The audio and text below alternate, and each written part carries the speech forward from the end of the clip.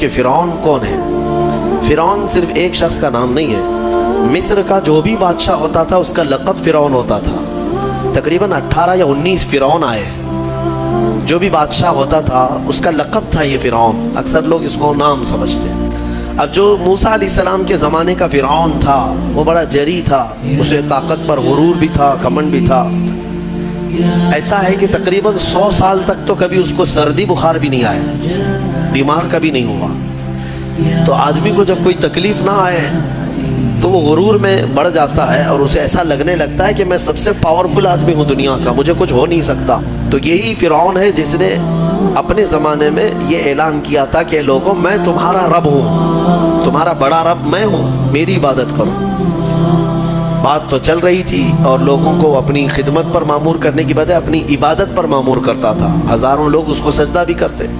ایک دن ایسا ہوا کہ فرعون نے خواب دیکھا، آسمان سے ایک تارا ٹوٹ کر اس کی گود میں گرا یا اس کے محل پہ گرا اور پھر آگ لگ گئی اس کے محل میں۔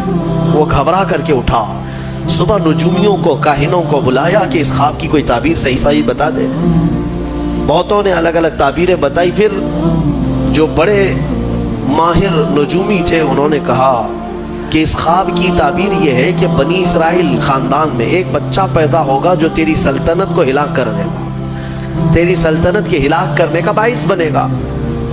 خواب کی تعبیر سننے کے بعد شاہی فرمان جاری کر دیا اس نے کہ بنی اسرائیل میں آج کے بعد جو بھی لڑکا پیدا ہوگا اسے مار دیا جائے گا، کیونکہ وہ بچہ کہیں سلطنت کی ہلاک کرنے والا پیدا نہ ہو جائے۔ تو یہ اعلان کے بعد بنی اسرائیل خاندان میں جو بھی لڑکا پیدا ہوتا اسے مار دیا جاتا، بیٹوں کو ذبح کر دیتا تھا اور لڑکیوں کو زندہ چھوڑ دیتا تھا۔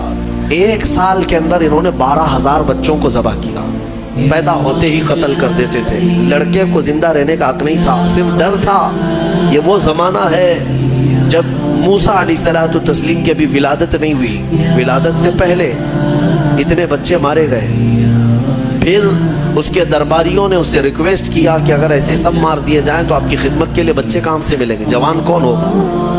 تو 1 سال چھوڑا جاتا، 1 سال مارا جاتا۔ اتفاق ایسا کہ جس سال مارا جانے والا تھا اسی سال موسیٰ علیہ السلام کی پیدائش، ان کی ماں حاملہ تھی اور پیدا ہونے کا وقت جب قریب آیا تو اللہ تبارک و تعالیٰ جسے جہاں چاہے بچائے، ہاں جس انداز میں چاہے وہ اللہ تعالیٰ حفاظت فرماتا ہے۔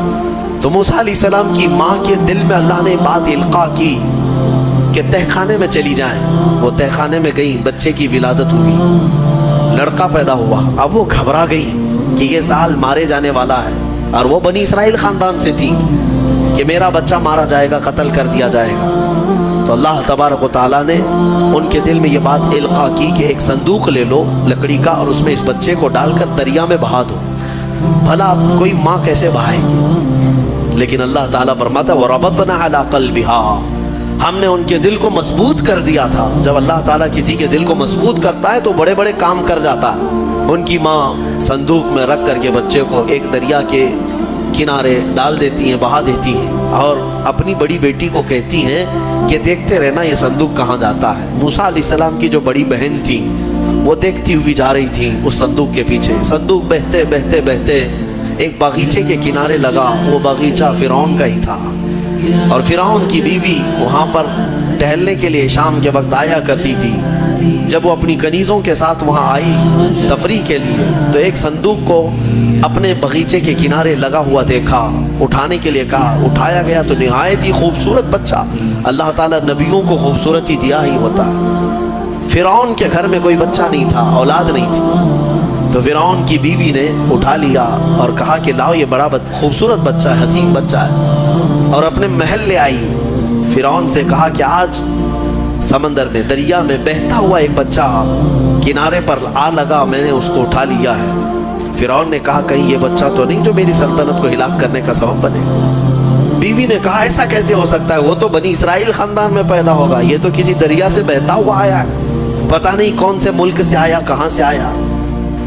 تو بہرحال اس کی بیوی نے یہ کہا کہ اس کو مت مارو، لا تقتلوه عسى ان ينفعنا او نتخذه ولدا، قریب ہے کہ ہم اس سے فائدہ اٹھائیں گے یا اس کو بیٹا بنا لیں گے۔